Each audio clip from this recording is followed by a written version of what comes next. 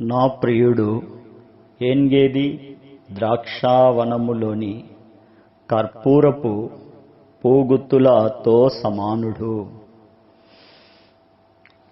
దేవుడు మహోన్నతుడు. దేవునిని కీర్తనాకారుడు తన దేవుణ్ణి, తన ప్రభువును, తన రాజును, తన శైలమును ఈ విధంగా వివరిస్తూ, వర్ణిస్తూ, సంతోషిస్తూ ఉన్నాడు దేవునిలో. నా బలం అంటున్నాడు కీర్తనాకారుడు.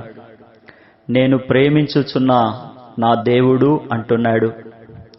నా శైలము, నా కోట, నన్ను రక్షించు నా దుర్గము అంటున్నాడు. నా కేడెము, నా రక్షణ శృంగము, నా ఉన్నత దుర్గము నా దేవుడు. నేను ఆశ్రయించి ఉన్న నా దుర్గము, కీర్తనీయుడైన నా ప్రభువు నా శత్రువుల చేతిలో నుండి నన్ను రక్షించినాడు. మరణ పాశములు నన్ను చుట్టినప్పుడు, భక్తిహీనులు వరద వలె పొర్లి నా మీద పడి బెదిరించినప్పుడు, పాతాళపు పాశములు నన్ను అరికట్టినప్పుడు, మరణపు ఊరులు నన్ను ఆవరించినప్పుడు, నా శ్రమలో నా దేవుడు నా ప్రార్థన ఆలకించి నాకు కేడెముగా, కోటగా, దుర్గముగా, ఆశ్రయముగా, శైలముగా, కోటగా, శృంగముగా, ఉన్నతమైన విధానములో నా దేవుడు నాకు ప్రత్యక్షమైనాడని కీర్తనాకారుడు దేవుని బలమును, దేవుని గుణమును, దేవుని అతిశయమును వివరిస్తూ ఉన్నాడు. దేవుని సన్నిధిలో ఉన్నటువంటి న్యాయము, దేవుని సన్నిధిలో ఉన్నటువంటి కృప, దేవుని సన్నిధిలో ఉన్నటువంటి సత్యము, దేవుని సన్నిధిలో ఉన్నటువంటి సమాధానాన్ని కీర్తనాకారుడు వివరించడానికి సంతోషిస్తూ మరి దేవుని సన్నిధిలో ఆనందిస్తూ ఉన్నాడు. ఆ రీతిగానే కీర్తనాకారుని యొక్క కుమారుడు, దావీదు యొక్క కుమారుడు సొలొమోను దైవ జ్ఞానముతో రచించిన పరమ గీతములో సంఘ కర్త అయినటువంటి, సంఘ పునాది అయినటువంటి యేసుక్రీస్తు ప్రభువును ఈ విధంగా చెబుతూ ఉంది. నా ప్రియుడు, పరమ గీతాలు 1వ అధ్యాయము 14వ వచనం. నాకు నా ప్రియుడు, నాకు నా ప్రియుడు ఏన్గేది ద్రాక్షావనలోని కర్పూరపు పూగుత్తులతో సమానుడు అని చెప్పడం మనము వింటూ ఉన్నాం. ఏన్గేది పరమ గీతాలు అన్నప్పుడు పరిశుద్ధులో పరమందున్న దేవుణ్ణి గూర్చి, పరలోకపు దేవుణ్ణి గూర్చి, పరమ పవిత్రుడైన కీర్తనీయుని గురించి రాయబడిన పరలోకపు సంగతులు అని ఇదివరకే మనము చెప్పుకున్నాం. కనుక ఈరోజు మీ మధ్యలో దేవుని గురించి సంఘముతో పోల్చబడిన పరమ గీతములలో ఉన్న అంతరంగ సంఘమును గురించి మనము చెప్పుకుందాం. ఆ సంఘపు పునాదిని గురించి, ఆ సంఘమునకు మూల స్తంభమును గురించి, సంఘమునకు ఆధారమైనటువంటి కర్తను గురించి ఏమని వర్ణిస్తూ ఉంది అంటే, నాకు నా ప్రియుడు ఏన్గేది ద్రాక్షావనములోని కర్పూరపు పూగుత్తులతో సమానుడు అని చెప్పబడతా ఉంది. ఎంత చక్కగా, రమ్యముగా, ఎన్నిసార్లు చదివినా మరలా చదవాలన్న అతి ఆసక్తి మనకు కనిపిస్తుంది పరమ గీతములలో. ఎందుకంటే పరిశుద్ధుడైన దేవుని సన్నిధికి సిద్ధపడుతున్న సంఘము, సర్వశక్తి సంపన్నుని గురించి రాయబడిన పరలోకపు గీతాలివి. పరిశుద్ధులకు మాత్రమే అర్థమయ్యే అంతరంగ ఆత్మీయ సత్యాలు. నా ప్రియుడు ఏన్గేది ద్రాక్షావనములోని కర్పూరపు పోగుతులతో సమానుడు. ఏన్గేది ఒక పట్టణం, యూదా దేశానికి సంబంధించిన పట్టణం. యెహోషువ గ్రంథం 15వ అధ్యాయములో ఈ ఏన్గేదిని గురించి మనము క్లుప్తంగా వివరంగా చదువుకోవచ్చు. 15వ అధ్యాయము 61వ వచనము నుండి కొన్ని వచనాలు మనం చూస్తే ఏన్గేది గురించి మనకు కనిపిస్తుంది. 61వ వచనం నుండి అక్కడ 63 వరకు ఆ వచనాలన్నీ కూడా కలిసి ఉంటాయి.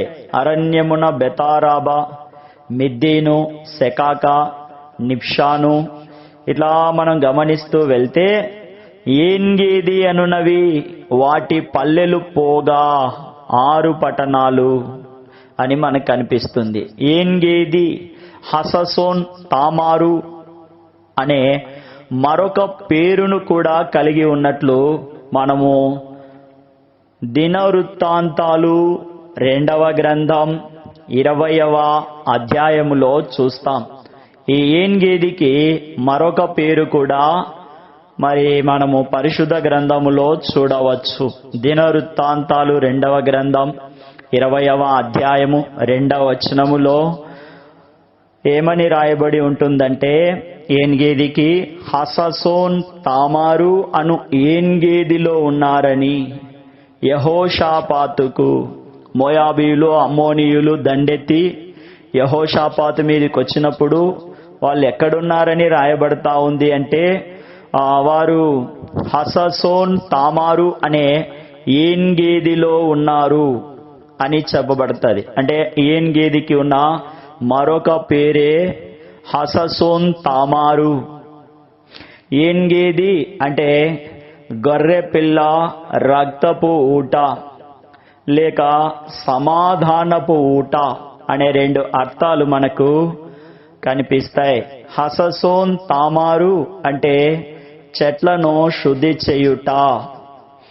ఇవన్నీ మన ప్రియ రక్షకుడు ప్రాణప్రియుడైన యేసుక్రీస్తు ప్రభువునకు సరిపోయినవిగా కనిపిస్తూ ఉన్నాయి. ఆయన రక్తము వలన మనకు శుద్ధి కలుగుతా ఉంది, పాప క్షమాపణ కలుగుతా ఉంది. యేసుక్రీస్తు ప్రభు రక్తము వలన దేవుని సంకల్పములోనికి, దేవుని ఆవరణములోనికి, దేవుని బలయదకు, దేవుని స్వాస్థ్యములోనికి, దేవుని యొక్క జీవములోనికి, దేవునికి సమీపముగా మరి తండ్రితో సహవాసము, దేవుని కృపా మహదైశ్వర్యములోనికి, ఇవన్నీ కూడా పరిశుద్ధ గ్రంథంలో రాయబడిన మాటలే. ఈ మాటలు మనం చదువుతున్నప్పుడు, వాటిని మనము పలికినప్పుడు, వాటిని మనం జ్ఞాపకం చేసుకున్నప్పుడు మన హృదయ అంతరంగములలో ఓ నూతనమైనటువంటి శక్తి ప్రభావితము అవుతూ ఉంది. దైవికమైనటువంటి ప్రసరణ, ప్రేరణ మన హృదయములో జరుగుట మనము గమనిస్తాం. కనుక అపరాధము చేత, పాపము చేత క్షమాపణ లేని మరణ పాత్రులమై ఉన్నాము, దైవోగ్రతకు సమానులమై ఉన్నాము. మరి క్రీస్తు రక్తము చేత, గొర్రె పిల్ల రక్తము చేత, వధింపబడిన దేవుని గొర్రె పిల్ల యొక్క రక్తము చేత మనము శుద్ధీకరించబడి సమాధానములోనికి వస్తూ ఉన్నాము. దేవుని సమాధానము సంపూర్ణమైనది, పరిపూర్ణమైనటువంటిది. దేవుని సమాధానము శ్రేష్టమైనదిగా ఈ భూమి యందు మనకు కనిపిస్తా ఉంది ఆత్మీయ జీవితములో. కాబట్టి మన ప్రియుడు, మన రక్షకుడు, మన విమోచకుడైన యేసు క్రీస్తు ప్రభువే మన కొరకు వధింపబడిన దేవుని గొర్రెపిల్ల తండ్రితో మనకు సమాధానమును ఏర్పాటు చేయడానికి, పాపపు మధ్యపు గోడను కూల్చిన హససోన్ తామారుగా మనను శుద్ధీకరించే ఏన్గేదిగా మన ప్రియుడు, మన విమోచకుడు మనల్ని హృదయమనే తలుపు వద్ద నిలిచి దేవుని వాత్సల్యత, దేవుని ప్రేమను యుక్తమైన విధానములో మనలోనికి ప్రవహింపజేస్తూ ఉన్నాడు. హెబ్రీలకు పౌలు పత్రిక రాస్తూ 9వ అధ్యాయము 14వ వచనములో దేవుణ్ణి ఇలాగూ వివరిస్తూ ఉన్నాడు. నిత్యుడగు ఆత్మ ద్వారా తను తాను దేవునికి నిర్దోషినిగా అర్పించు కొనిన క్రీస్తు యొక్క రక్తము అంటా ఉన్నాడు. ఈ రక్తము నిర్జీవ క్రియలను విడిచి జీవము గల దేవుణ్ణి సేవించే మనస్సాక్షిని శుద్ధి చేస్తా ఉంది అని చెప్తా ఉన్నాడు.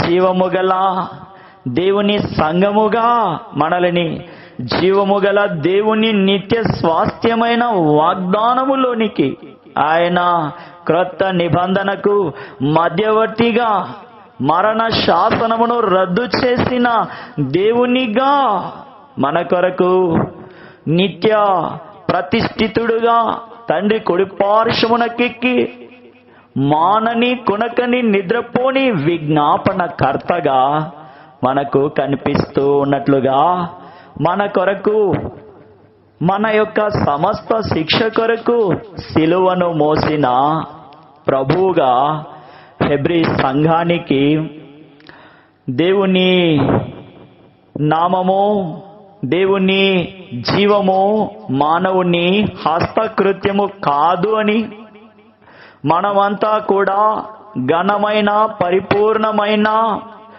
పరిశుద్ధ స్థలముగా క్రీస్తు రక్తము చేత పాపము చేత మైలబడిన మనము పరిశుద్ధపరచబడుతున్నామని ఆ పత్రికలో 9వ అధ్యాయం 14వ వచనంలో చెప్తా ఉన్నాడు. నిత్యుడగు ఆత్మ ద్వారా, నిత్యుడగు క్రీస్తు యేసు ద్వారా దేవునికి తను తానే నిర్దోషినిగా అర్పించుకున్నాడు, పరిశుద్ధునిగా సత్యవంతునిగా అర్పించుకున్నాడు. క్రీస్తు యేసు యొక్క రక్తము నిర్జీవ క్రియలను విడిచి జీవము గల దేవుణ్ణి సేవించే మన మనస్సాక్షిని ఎంతో ఎక్కువగా శుద్ధి చేస్తున్నట్లుగా మనము చూస్తా ఉన్నాం. కొలస్సీలకు రాసిన పత్రికలో కూడా పౌలు కొలస్సీ సంఘానికి పత్రిక రాస్తూ కొలస్సీ సంఘముతో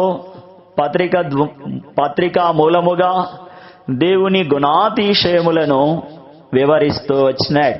కొలస్సీలకు రాసిన పత్రిక 1వ అధ్యాయము 19, 20 వచనాలు కలిసి ఉంటాయి. అక్కడ మనం చూస్తాం, దేవుని కుమారుడు సర్వ సంపూర్ణతలో నివసిస్తున్నాడని, దేవుని కుమారుని శిలువ రక్తము చేత సంధి చేసినాడని, దేవుని కుమారుని ద్వారా సమస్తమును భూలోకమందైనా పరలోకమందైనా వాటినన్నిటినీ ఆయన ద్వారా సమాధానపరుచుకోవాలని తండ్రి అభీష్టముగా మనకు కనిపిస్తా ఉంది. గతించిన కాలములో, ఆ అజ్ఞాన కాలములో మనము పాపులముగా, దోషులముగా, దుర్నీతిమంతులముగా, దుష్టులముగా, చెరుపు చేయువారముగా, దేవునికి విరోధముగా తిరుగుబాటు చేసిన వారముగా మనము వాక్యములో చూస్తాం. గత కాలమందు దేవునికి దూరస్తులముగా, దుష్క్రియల వలన విరోధ భావము గల వారమై ఉండి దేవుని సన్నిధిని విడిచిన వారముగా, మరి మన కొరకు రక్త మాంసములలో పాలివాడై క్రీస్తు అనే పునాదిలోనికి మనం తీసుకొచ్చిన ప్రభువుగా మనము చూస్తాం. నిర్దోషులనుగా, నిరపరాధులనుగా నిలువబెట్టుటకు క్రీస్తు మాంసయుక్తమైన దేహమందు మరణము వలన ఇప్పుడు మనలని తండ్రితో సమాధానపరుస్తా ఉన్నాడు. స్థిరమైన పునాదిలో ఆయన మనల్ని ప్రతిష్ఠించినాడు.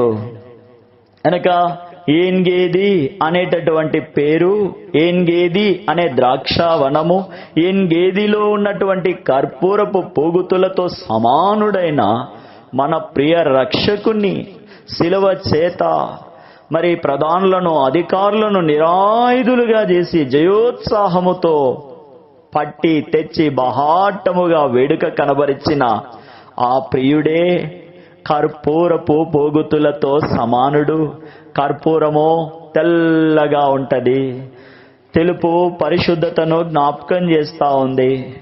ఆ పరిశుద్ధుడు పాపము లేనివాడు, పాపం ఎరగనివాడు యేసుక్రీస్తు ప్రభువే. మనల్ని పరిశుద్ధతలోనికి నడిపించేవాడు, మనల్ని పరిశుద్ధులుగా తండ్రి ఎదుట నిర్దోషులనుగా నిలవబెట్టేటటువంటి వాడు. కొరింథీకి మొదటిసారి పత్రిక రాస్తూ పౌలు ఈ విషయాన్ని ప్రస్తావిస్తూ వచ్చినాడు. క్రీస్తు యేసునందు పరిశుద్ధపరచబడిన దేవుని సంఘము అంటా ఉన్నాడు. క్రీస్తు రక్తము చేత పరిశుద్ధపరచబడ్డాము గనుకే దేవుని సంఘముగా, దేవుని సొత్తుగా, దేవుని సమాజముగా, దేవుని జనముగా, దేవుని కొరకు మనము జీవించున్నట్లు పరిశుద్ధపరచబడి ప్రత్యేకించబడ్డాం. కొరింథీకి రాసిన మొదటి పత్రిక 1వ అధ్యాయం 2వ వచనములో పౌలు కొరింథీ సంఘానికి పత్రిక రాస్తూ, ఓ కొరింథీలో ఉన్న సంఘమా, దేవుని సంఘమునకు అనగా క్రీస్తు నందు పరిశుద్ధపరచబడిన వారై పరిశుద్ధులుగా ఉండుటకు పిలువబడిన వారికిని మనకును ప్రభువుగా ఉన్న మన ప్రభు అయిన యేసు క్రీస్తు నామములో ప్రతి స్థలములో దేవుని సంఘానికి యేసు క్రీస్తు నామములో ప్రార్థించు వారి అందరికీ శుభమని రాస్తా ఉన్నాడు. పరిశుద్ధుడు మన ప్రభువే. ఈ కర్పూరము ఆరోగ్య సంబంధమైన మెడిసిన్ లో ఉపయోగిస్తారు. గాయములు మాన్పుటకు కర్పూరము చాలా ప్రయోజనకారిగా కనిపిస్తా ఉంది, మేలు చేసేటటువంటిదిగా ఉంటా ఉంది. ఎక్కువగా భారతదేశము, జపాన్ వంటి దేశాలలో కర్పూరపు ఉత్పత్తి ఎక్కువగా ఉంది.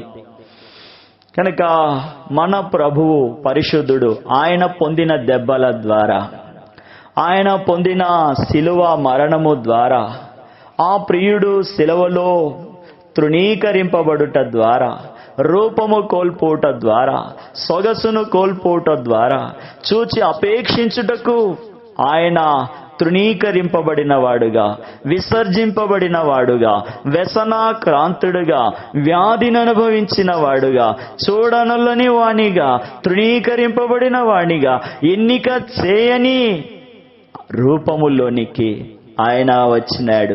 నిశ్చయముగా మన రోగముల కొరకు భరించినాడు, మన వ్యసనములను వహించినాడు, మొత్తబడినాడు, బాధింపబడినాడు, శ్రమ నొందిన వానిగా, మన అతిక్రమముల క్రియలను బట్టి గాయపరచబడి, మన దోషములను బట్టి నలగొట్టబడి, మన సమాధానార్థమైనటువంటి శిక్ష ఆయన పొందినాడు. ఆయన పొందిన దెబ్బల చేత మనకు స్వస్థత కలుగుతా ఉంది.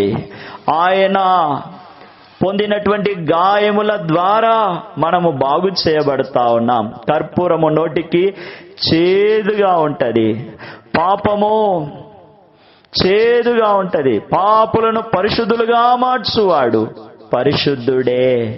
నోటికి చేదుగా ఉంటది. ఇది ప్రభువు అనుభవించిన శ్రమలను, ప్రభువు పొందినటువంటి గాయములను, ప్రభువు సహించినటువంటి ముళ్ళ కిరీటమును, ప్రభువు భరించిన ఓడ్చుకున్నటువంటి ఆ పంచ గాయములు. ఆయనలో 5 గాయాలే కాదు, అనేక గాయాలున్నాయి. అయితే ప్రాముఖ్యంగా మనకు 5 గాయాలు బహాటముగా కనిపిస్తూ ఉన్నాయి. ఆయన పొందిన శ్రమల ద్వారా, గాయముల ద్వారా, దెబ్బల ద్వారా మనకు స్వస్థత. కర్పూరము నిప్పుల మీద వేస్తే ఏమవుతుంది? సువాసన వస్తుంది. మన జీవితం పరిమళ వాసనగా, ఆయనకు పరిమళ వాసనగా, ఆయనకి ఇష్టమైనటువంటి బలియాగముగా ఆయన మనలను పరిమళముగా మార్చుట కొరకై ఆయన కర్పూరము వలె శ్రమలో కరిగిపోయినాడు. అగ్ని వంటి పరీక్షలలో ఆయన పరీక్షింపబడ్డాడు, నలగొట్టబడినాడు.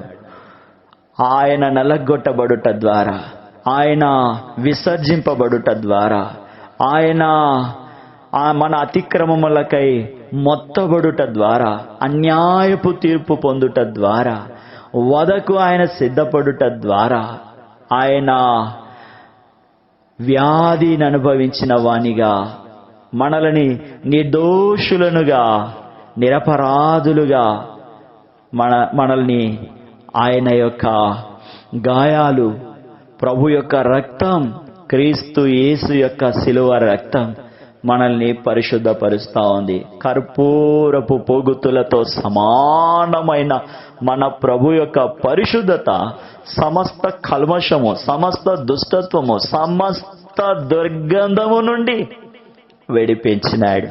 పోగుతులతో సమానుడు, పువ్వులలో అలంకారము కదా, సువాసనలు కనిపిస్తాయి. మన ప్రభు అతి సుందరుడు, మనోహరుడు, మహిమాన్వితుడు, మహోన్నత స్థలములలో, ఉన్నత పరిశుద్ధ స్థలములలో నివాసము చేస్తున్నటువంటి దేవాదేవుడు. కీర్తనకారుడు అంటాడు, 45వ కీర్తన 2వ వచనములో 2వ వరుసలో రాయబడి ఉంది, నా దేవుడు అతి సుందరుడు, నరుల కంటే అతి సుందరుడు.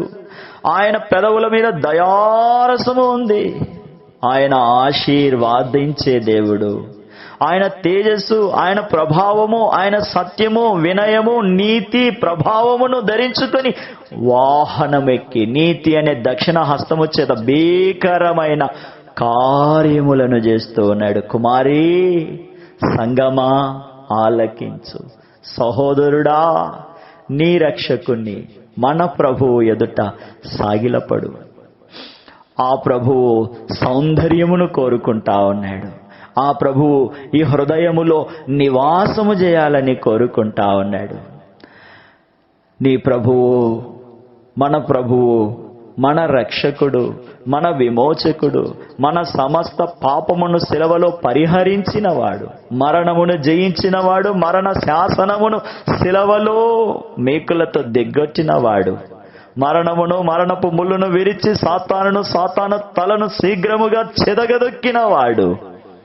ఏం కోరుతున్నాడు?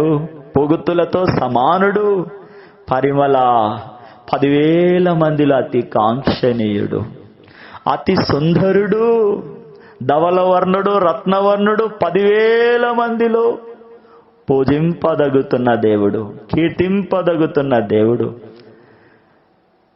దివారాత్రములు, శిరోదయం మొదలుకొని సూర్యాస్తమయం వరకు నిత్యము ఆయన పరిశుద్ధుడు, పరిశుద్ధుడు, పరిశుద్ధుడు, పరిశుద్ధుడు అని కీర్తింపబడుతున్న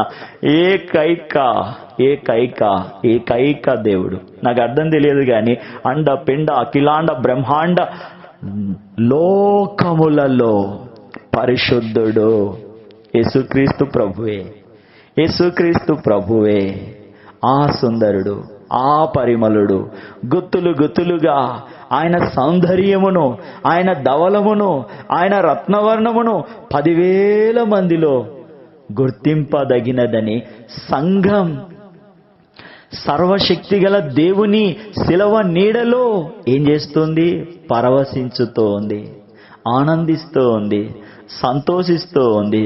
దేవుని ప్రేమతో ఈ మాటలు, ఈ గీతాలు పాడుతూ ఉంది. పరమగీతములో 5వ అధ్యాయం 10వ వచనములో మనం చూస్తాము, నా ప్రియుడు ధవలవర్ణుడు, రత్నవర్ణుడు, 10,000 మందిలో అతి కాంక్షణీయుడు అని చెప్పబడతా ఉంది. ఆయన శిరస్సు అపరంజి వంటిదని, ఆయన తల వెంట్రుకలు కాక పక్షముల వల్లే కృష్ణ వర్ణములు, అవి నొక్కులుగా కనబడుతున్నాయి. ఆయన నేత్రాలు నదీ తీరమందుడు గువ్వల వల్లే కనబడుతున్నాయి. పాలతో కడగబడినట్లు చక్కగా తాచిన రత్నముల వలె చెక్కిళ్ళు, పరిమళ పుష్ప స్థానాలు, సుగంధ వృక్షముల చేత శోభిల్లుతూ ఉన్నత భూభాగములుగా, ఆయన పెదవులు పద్మరాగములుగా దయారూపక జటామాంసి వలె అవి పరిమళిస్తూ ఉన్నాయి. రత్నభూషితమై స్వర్ణగోళముల వలె, నీల రత్న ఖచ్చిత కాయముల వలె మన పాపముల కొరకు కొడాతో వీపంతా దున్నబడి ఆ ఎండకు, ఆ వేడికి, ఆ తీవ్రతకు బయటకొచ్చిన చిట్లిపోయిన ఆ యేసుక్రీస్తు ప్రభు యొక్క శరీరము నుండి చిట్లిపోయిన మాంసపు ముద్దలు ఎండిపోయి ఎలాగనిపిస్తున్నాయంటే నీల రత్న ఖచ్చిత కాయము విచిత్రమగు దంతపు పనిగా కనపడతా ఉంది. ఆయన కాళ్ళు మేలిమి బంగారములే, చలవరాతి స్తంభముల వలె. చూడండి, సంఘం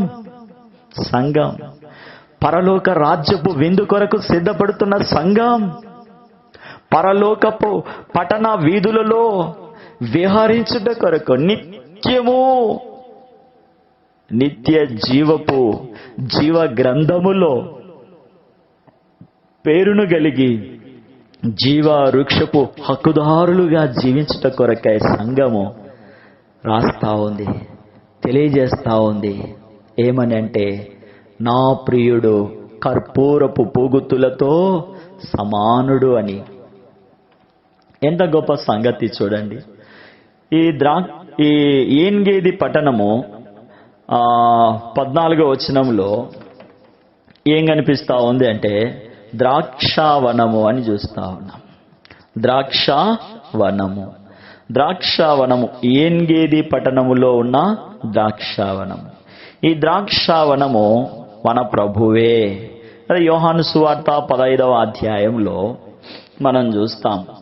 యోహాను సువార్త 15వ అధ్యాయము మొదటి 16 వచనాలలో ఏమంటా ఉన్నాడు ప్రభు అంటే, నేను నిజమైన ద్రాక్షావళిని, నా తండ్రి వ్యవసాయకుడు, నాలో ఫలింపని ప్రతి తీగను ఆయన తీసి పారవేస్తాడు. ఫలించు ప్రతి తీగను మరి ఎక్కువగా ఫలించాలని దానిలో పనికిరాని తీగలను తీసి పక్కన పెడతాడు. ఫలించే తీగలు ఫలించునట్లు, ఫలించే తీగలు ఎక్కి ఎదుగునట్లు కదా.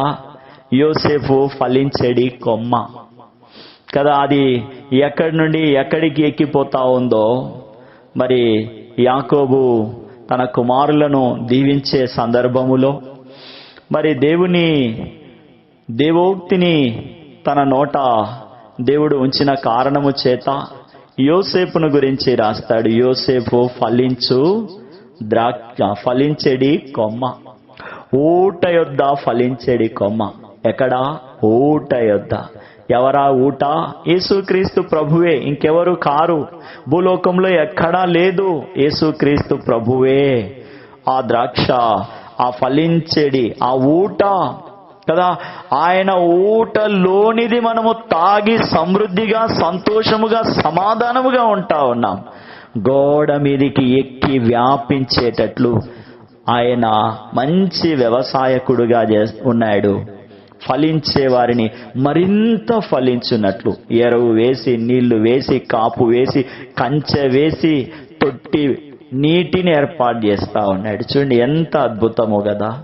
ఈ ద్రాక్షావళి తీగలు నిలిచి ఉండని ఎడల, ఏ ద్రాక్షావళి తీగలైతే ఫలించనివిగా, నిష్ప్రయోజనమైనవిగా, దైవికమైనటువంటి ఆలోచనను, దైవికమైనటువంటి ఆత్మీయతను, దైవ సంబంధమైనటువంటి విధిని, విధానాన్ని, మనసును ఏ తీగలలో అయితే ఉండద్దో అవి పనికిరానివిగా, అవి నిష్ప్రయోజనమైనవిగా, అవి మరి ఆయన పక్కకేస్తూ ఉన్నాడు. పనికిరాని తీగలను తీసివేస్తూ ఉన్నాడు. ఫలించే తీగలు మరింత ఫలించేటట్లుగా ఆయన కృప చూపుతా ఉన్నాడు కదా. ఈ ఫలించని తీగలన్నీ కూడా ఎండిపోతా ఉన్నాయి, బయట పారవేయబడతా ఉన్నాయి. ఎండిపోయి బయట పారవేయబడి అగ్నితో కాల్చబడతా ఉన్నాయి. ఆత్మ సంబంధమైన ఫలాలు లేక, ఆత్మ సంబంధమైన విషయాల యందు ఆసక్తి లేక జీవించేవారు ఫలాలు లేని తీగలు, పనికిరాని తీగలు. ఇవి బయట పారవేయబడినప్పుడు ఎందుకు అవి ఫలించడం లేదు అని ఆలోచన చేసినప్పుడు దేవుడు ఒక తలంపు ఇచ్చినాడు. ఎందుకు అవి ఫలించడం లేదు? ఎందుకు అవి నిరాధారంగా ఉండిపోతున్నాయి? ఎందుకు ఆత్మ ఫలాలు, ఫలము అంటే ఏ ఫలాలు అనుకుంటున్నారో మీరు? వాటర్ మిలన్ అనుకుంటున్నారేమో, లేకపోతే కస్టర్డ్ యాపిల్ అనుకుంటున్నారేమో, లేకపోతే జాక్ ఫ్రూటో, లేకపోతే ఇట్లాంటివేవో పండ్లు ఉన్నాయి కదా, ఆ పండ్లు అనుకుంటున్నారు. అవి కాదు. ఏం ఫలాలు ఇవి అంటే, మనకు భౌతికంగా కనిపించే ఫలాలన్నిటికంటే, నేను చెప్పే watermelon, jackfruit, mangoes, లేకపోతే ఆరెంజ్, నన్నార్, ఇవన్నీ మంచియే, నేను వద్దని చెప్పడం లేదు. అవన్నీ తాత్కాలికమైన, ఇన్స్టాంట్ అన్నమాట.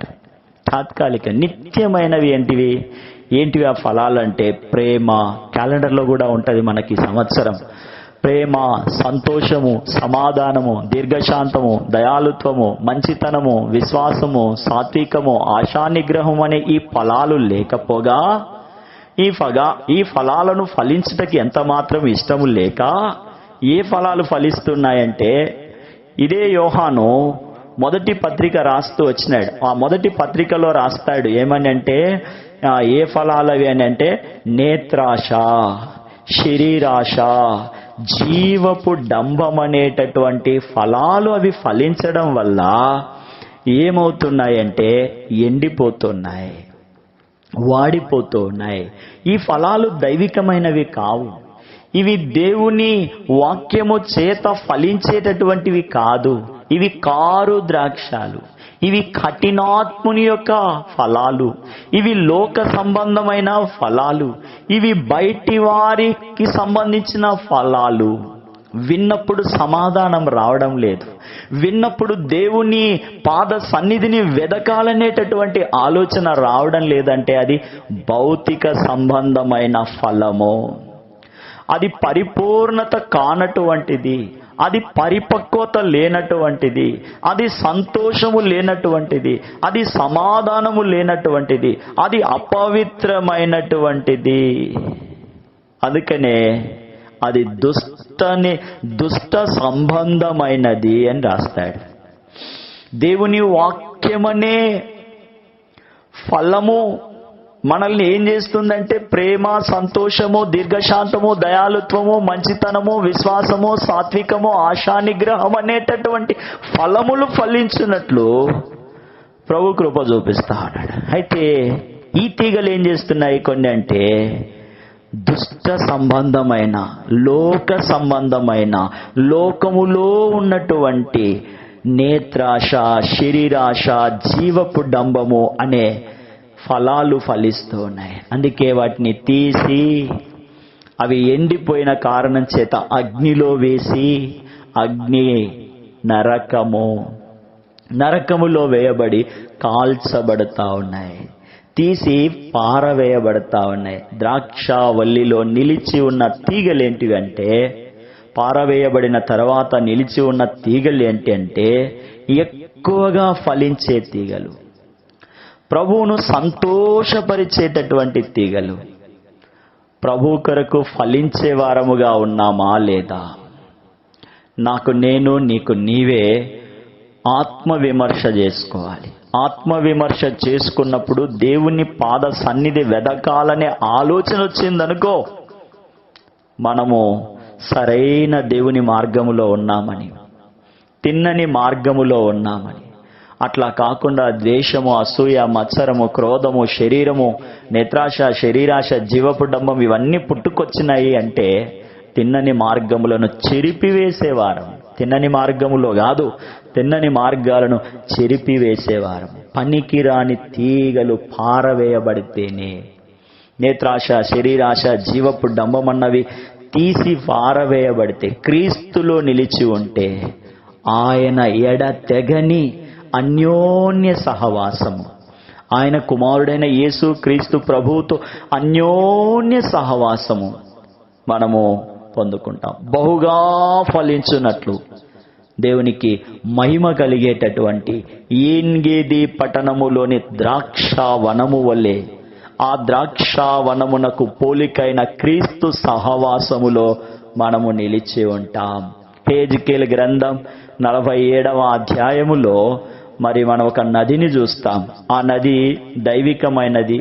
దేవుని ఇంటి నుండి, దేవుని సింహాసనము నుండి అది ప్రవహిస్తూ ఉన్నట్లుగా ఆ వాక్య భాగాలన్నీ మనకు వివరిస్తాయి. ఆ నది ఉన్న చోట్ల జలచరాలన్నీ బ్రతుకుతూ ఉన్నాయి. ఆ నీళ్లు ఎక్కడికైతే ఆ నీళ్లు ప్రవహిస్తాయో ఆ చోట్లంతా కూడా మంచి అయిపోతా ఉంది. గమనిస్తున్నారా?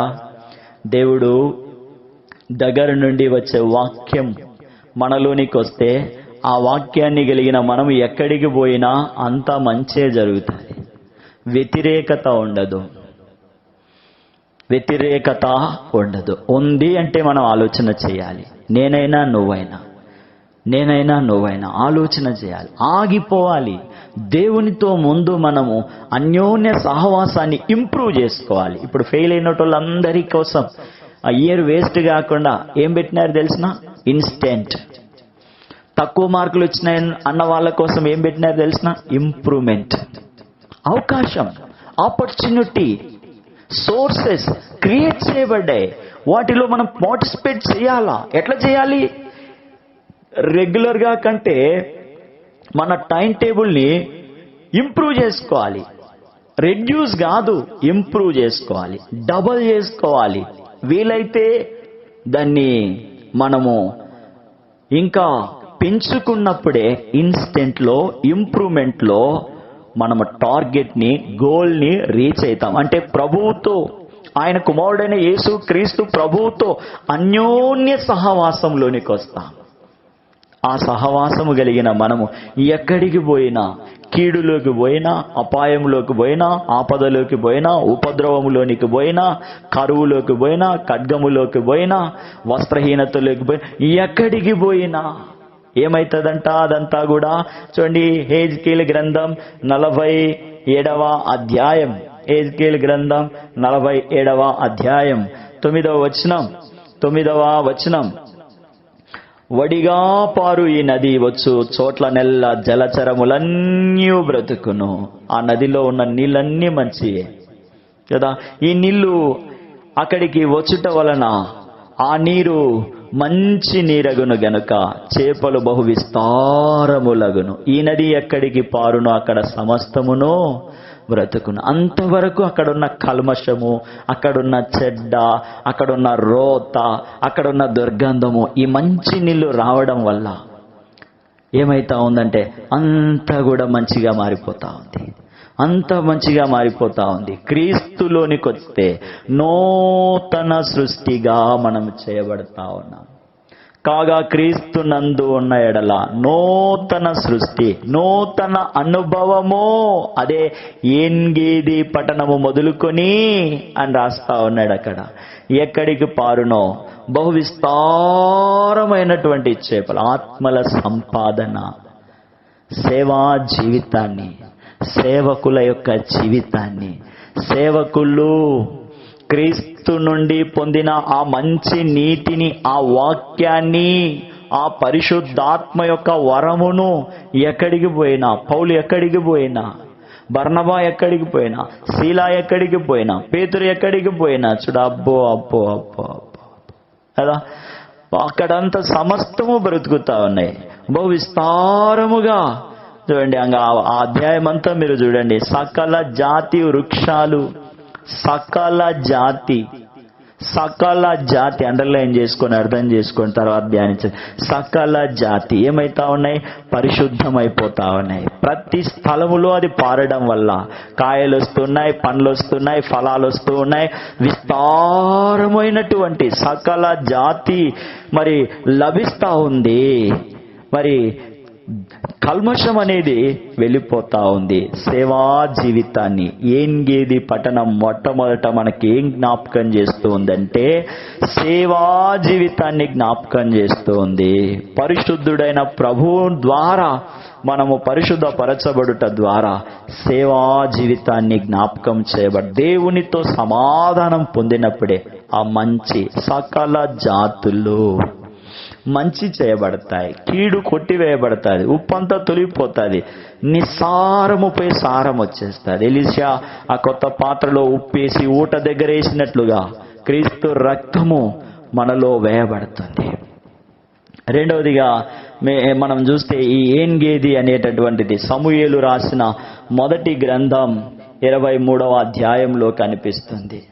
సమూయేలు రాసిన మొదటి గ్రంథం 23వ అధ్యాయములో ఏన్ గేదిలో దావీదున్నట్లుగా మనం చూస్తాం. చూడండి 29వ వచనం, 23వ అధ్యాయం 29వ వచనం. తర్వాత దావీదు అక్కడి నుండి పోయి ఏన్ గేదికి వచ్చి కొండ స్థలములలో నివాసము చేయుచుండెను. 24వ అధ్యాయం మొదటి. సౌలు ఫిలిస్తీయులను తరుముట మాని తిరిగి రాగా దావీదు ఏన్ గేది అరణ్యమందున్నాడని అతనికి వర్తమానము. అప్పుడు సౌలు ఇశ్రాయేలందరిలో నుండి 3000 మందిని ఏర్పరచుకొని. ఇక్కడ దావీదు అపకారము చేసిన సౌలుకు ఏం చేస్తా ఉన్నాడు? అపకారము చేయాలనుకుంటున్నటువంటి సౌలుకు ఉపకారము చేసిన సత్యం మనకు కనిపిస్తుంది. ఆ అధ్యాయం అంతా మీరు చదువుకుంటా వస్తే మరి 22వ వచనంలో మీరు గమనిస్తే, అప్పుడు సౌలు ఇంటికి తిరిగి వచ్చిన, అయితే దావీదును అతని జనులు తమ కొండ స్థలములకు వెళ్ళిపోయేరి. దావీదు ఉపకారం చూపిస్తా, ఉపకార బుద్ధి. 17వ వచనంలో దావీదు ఇట్లా, యెహోవా నన్ను నీ చేతికి అప్పగింపగా నన్ను చంపక విడిచినందుకు ఈ దినమున నీవు నా అపకారమునకు ఉపకారము చేసిన వాడవై నా ఎడల నీకున్న ఉపకార బుద్ధిని వెల్లడి చేసేది గనుక నీవు నాకంటే ఎవరంటా ఉన్నారు? అపకారం చేయాలని, చంపాలని, అన్యాయముగా పగబట్టి ద్వేషం పెంచుకొని తరిమినాడు. ఏన్ గేదిలోకి వచ్చినప్పుడు దేవుడు సౌలును దావీదు చేతికి అప్పగిస్తే దావీదు చంపలే. దావీదు వదిలిపెట్టేసి దూరంగా వెళ్ళిపోయినాడు కదా. పిలిచినాడు, నీకును నాకును మధ్య న్యాయాధిపతి, తీర్పు తీర్చే, వ్యాజ్యమాడే నిర్దోషుడైన దేవుడున్నాడు. నేను నిరపరాధిని, మిన్నల్లిని, చచ్చిన కుక్క వంటి నన్ను తరుముతా ఉన్నావు. నీవు నా మీద దౌష్ట్యము చూపుతా ఉన్నావు, పగబట్టినావు, అన్యాయముగా నా మీద మరి పడడానికి ప్రయత్నం చేస్తా ఉన్నావు. అయితే నీ ప్రతి ఒక్క కుట్ర నుండి తప్పిస్తూ ఉన్నది దేవుడన్న సత్యాన్ని నీకు తెలియకపోతా ఉంది. కారణం, భౌతిక నేత్రాలతో చూస్తా ఉన్నాడు. ఆత్మ సంబంధమైన నేత్రాలు మోయబడ్డాయి సౌలులో. అందుకే తరుముతా ఉన్నాడు, అందుకే పగబట్టినాడు, అందుకే పిశాచి దగ్గరికి పోయి విచారణ చేసినాడు. శత్రువులు వస్తే దేవుని దగ్గరికి పోయి విచారణ చేయాల్సింది పోయి పిశాచి దగ్గరికి పోయి విచారణ చేసినాడు. ఆత్మ సంబంధమైన నేత్రాలు మోయబడినప్పుడు దేవుడు మన ఎదుట ఉన్నటువంటి వారికి సహాయం చేస్తున్నాడని, కోటగా ఉన్నాడని, దుర్గముగా ఉన్నాడన్న సంగతి మనం మర్చిపోతాం. గ్రుడ్డితనం. ఇవన్నీ ఎందుకు రాసినాడు దేవుడు? యుగాంతముందున్న మనము సౌలు వలె చేయకూడదని రాసినాడు. సౌలులాగా చేయాలని కాదు, సౌలు వలె మనం చేయకూడదని, దావీదు వలె ఉపకార బుద్ధిని కలిగి ఉండాలని రాసినాడు. శత్రువు దొరికినప్పుడు మేలు చేసి వదిలిపెట్టినాడు. నేడు మనకు మాదిరిగా కనిపిస్తా ఉంది. పౌలు రాస్తాడు కదా, రోమీలకు పత్రిక రాస్తూ 12వ అధ్యాయం చదువుకుందాం. ఈ మాట చూడండి, అండర్లైన్ కూడా చేసుకోవచ్చు. చాలా అద్భుతమైనటువంటి మాట. 12వ అధ్యాయం 16 నుండి కొన్ని వచనాలు మనం చదువుకుందాం, అండర్లైన్ చేసుకుందాం. వీలైతే, శక్యమైతే వీటిని మనం చేయడానికి ఏమాత్రము వెనకాడకూడదు. ఏడ్చు వారితో ఏడవండి, ఒకనితో ఒకడు మనసు గలిపి ఉండండి. హెచ్చు వాటి యందు మనసుంచక తగ్గువాటి యందు ఆసక్తులై ఉండుడి. మీకు మీరే బుద్ధిమంతులని అనుకొనవద్దు. చూడండి, గుంపులో, సహవాసంలో మరి వాళ్ళ దగ్గరికి మీరు వెళ్ళండి. ఈ మాటలు మీరు అర్థం చేసుకోండి. మొదట అర్థం చేసుకోండి. నేనైతే ఒక మాటలో చెప్పడానికి ప్రయత్నం చేస్తా. ఏంటంటే, సంఘములో లేదా మనతో యేసు క్రీస్తు ప్రభు రక్తము ద్వారా ఏర్పడిన బాండింగ్, సంఘపు సహవాసము ద్వారా అట్లాంటి వాళ్ళ దగ్గరికి మనం వెళ్ళాలా, వాళ్ళతో సహవాసం చేయాలా, వాళ్ళతో మనము మరి దేవుణ్ణి గూర్చిన సంగతులు మాట్లాడాలా. వాళ్ళు రాలేదు, వాళ్ళు వస్తే అనేది పక్కన పెట్టు, మనమే వెళ్ళాలి వాళ్ళ కాటికి. మనమే వాళ్ళ దగ్గరికి, మనకు తీరిక దొరికింది, మనకు ఆలోచన ఉంది, వెళ్దాం. తప్పేముంది? ఏముంది? దేవుడు మహిమపరచబడతాడు కదా. ఆసక్తులై ఉండుడి, మీకు మీరే బుద్ధిమంతులని అనుకోవద్దు. కీడుకు ప్రతి కీడెవనికిని, మనుషులందరి దృష్టికి యోగ్యమైన వాటిని గురించి ఆలోచన కలిగి ఉండడి. శక్యమైతే మీ చేతనైనంత మట్టుకు సమస్త మనుషులతో సమాధానముగా ఉండుడి. ప్రియులారా, మీకు మీరే పగదీర్చుకొనక దేవుని ఉగ్రతకు చోటీయుడి. పగదీర్చుట నా పని, నేనే ప్రతిఫలం నెత్తునని యేసుప్రభు చెప్తా ఉన్నాడు కదా. యేసుప్రభు చెప్తా, నా పని నేనే. కాబట్టి మనం దేవునికి అప్పగించుకున్నప్పుడు, దేవుని చేతికి మనము ఇచ్చినప్పుడు, దేవుడు ఏం చేస్తాడంటే మనల్ని సంరక్షిస్తాడు, మనల్ని ఆదరిస్తాడు, మనల్ని బలపరుస్తాడు, మనల్ని బాగు చేస్తాడు, మనల్ని కృప చూపిస్తాడు. మనల్ని ఆయన దేవుని కృపకు పాత్రులుగా చేయడానికి, ఆ తీక్షణమైన ఉగ్రత నుండి తప్పించడానికి ఇష్టపడతా ఉన్నాడు. ఇదే రెండవ అనుభవం. ఉపకార బుద్ధిని, అపకారము చేసే, కీడు చేసే, దురుసుగా మాట్లాడే వారి విషయం ఉపకార బుద్ధిని చూపే దైవికమైన మనస్సును ఏన్గేది జ్ఞాపకం చేస్తా ఉంది. పరమ గీతాలలో రాయబడింది, నా ప్రియుడు ఏన్గేది ద్రాక్షావనములోని కర్పూరపు పోగుత్తులతో సమానుడు.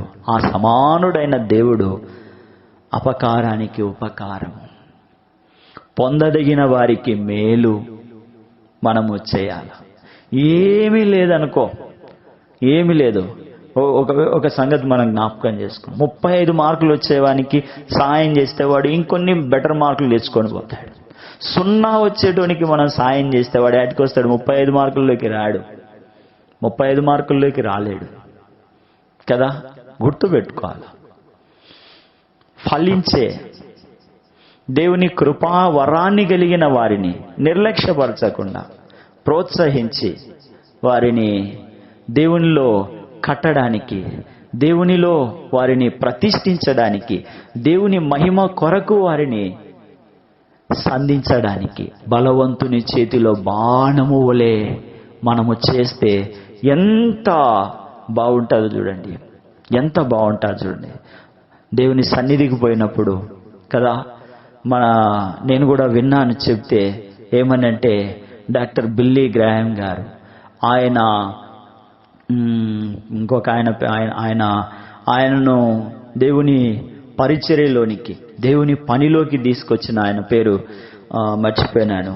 చూడండి, ఆయన బిల్లీ గ్రాహం గారిని దేవుని సేవలోకి తెస్తే దేవుడు ఎంత అద్భుతంగా వాడుకున్నాడు చూడండి, ఎంత ఉన్నతంగా సంరక్షించినాడు చూడండి కదా. మనకు తెలియదు మన చుట్టూ ఉన్న వాళ్ళు ఎలా దేవుని చేతిలో వాడబడతారో, పదును పెట్టబడి, కక్కులు పెట్టబడి, దేవుని కొరకైన నురిపిడి మ్రాణులుగా ఎలా సిద్ధపరచబడతారో మనం ఎరగం. అయితే వారి విషయమై మనము ఆసక్తి కలిగిన వారముగా ఉండాలని కోరబడతాం. ఏన్గేది పట్టణం జ్ఞాపకం చేసే రెండవ సత్యం ఏంటి అంటే, ఉపకార బుద్ధి. శక్యమైతే, చేతనైతే సమాధానముగా, వీలైతే వాళ్ళ ఇంటి దగ్గరికి మనమే వెళ్దాం. వాళ్ళకి తీరిక లేదు, మనకుంది, మనం వెళ్దాం. వారితో దేవుని గూర్చిన కొన్ని సంగతులను మాట్లాడదాం. ఎందుకో వింటారని నాకు కూడా తెలుసు, అయినా చెప్పాలనుకుంటా. వయసులో చాలా పెద్దవాళ్ళు నాకంటే, ఆత్మీయంగా చాలా విషయాలలో మరి ఎంతో స్థిరమైనటువంటి వారు దేవుని వాక్యం గురించి ఏదైనా నాతో మాట్లాడతారేమో అని నేను ఎదురు చూస్తూ ఉంటాను. కానీ అది తప్ప అన్ని విషయాలు మాట్లాడతారు. అంటే అసలు మాట్లాడారేమో ఈ మాటలు వాళ్ళు వింటే మాట్లాడాలని నాకు ఆశ. నాకంటే వయసులో పెద్దవాళ్ళు, ఆత్మీయులు, వాళ్ళు చెప్తా ఉంటే వినాలని, నేర్చుకోవాలని, తెలుసుకోవాలని, దేవునిలో ఆనందించాలని ఆశ. అట్లా నేను ఇంటర్ చదివేటప్పుడు 1998 సంవత్సరంలో జోహారు హిల్లో మరి యేసు ప్రభువును సొంత రక్షకునిగా స్వీకరించిన ఆరంభ రోజులవి. ఆ సమయంలో దేవుని చేతిలో యవన కాలంలో దేవుని కొరకు తీవ్రత కలిగి వాడబడుతూ ఉన్న మరి జయరాజన్ వచ్చినాడు. వాక్యం చెప్పి నాకు తెలియదు అప్పుడు, అది ఏమి తెలియవు. ఆయన ఏం చెప్పినాడు, తిరుపతిలో జియాలజిస్ట్గా మరి లెక్చరర్గా ప్రొఫెసర్గా ఉన్నాడు, ఏం చెప్పినాడు. నేను ఆ రెండే రాసుకున్నా, జయరాజన్న జియాలజిస్ట్, తిరుపతి ఎస్వి యూనివర్సిటీ అని. ఓ పోస్ట్ కార్డులో రాసిన. నాకు ఆ తెలుగు సరిగా రాదు, అన్ని అచ్చు తప్పులే ఉంటాయి. మరి ఆయన ఎట్లా చదివినాడో ఎట్లా దాన్ని అర్థం చేసుకున్నాడో తెలియదు. నేను ఆయనకి రాస్తే ఆయన మళ్ళీ నాకు లెటర్ రాసినాడు. చూడండి, ఖర్చు పెట్టుకొని మరి ఆ పనిలో ఉన్నప్పటికి కూడా, నేను ఇప్పుడేదో ఇష్టపడుతున్నానని ఆయన చెప్పడం లేదు. నేను దేవునిలో వాళ్ళు అంత ఉన్నతంగా వాడబడుతున్న వాళ్ళు దేవుని గురించి ఒక్క మాట మనకి చెప్పినా మనము ఎంతో దేవునిలో ముందుకు సాగిపోవడానికి అవకాశాలున్నాయి. అవకాశము, మార్గం ఏర్పడుతుంది కదా. ఆ లెటర్లో రాసినాడు ఎంతో ప్రోత్సాహకరమైన మాటలు, చాలా మాటలు రాసినాడు. అయితే ఒక మాట నన్ను బలంగా సంధించింది.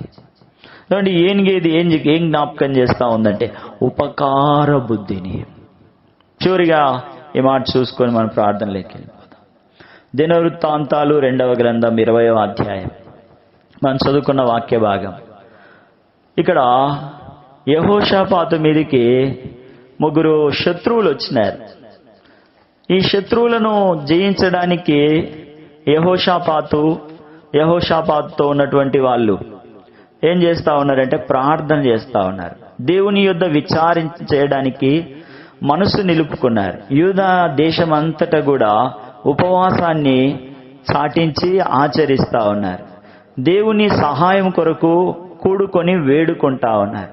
దేవుని యొద్ద విచారణ చేస్తా ఉన్నారు. చూడండి, దినవృత్తాంతాలు 2వ గ్రంథం 20వ అధ్యాయంలో మొదటి వచనం నుండి మీరు చూడండి. మోయాబీలు, అమ్మోనీయులు, మేయోనీయులలో ఈ 3 వచ్చినారు దండెత్తి. ఆ సమయంలో మరి ఏన్గేదిలో ఉన్నారని యెహోషాపాతుకు తెలిసింది.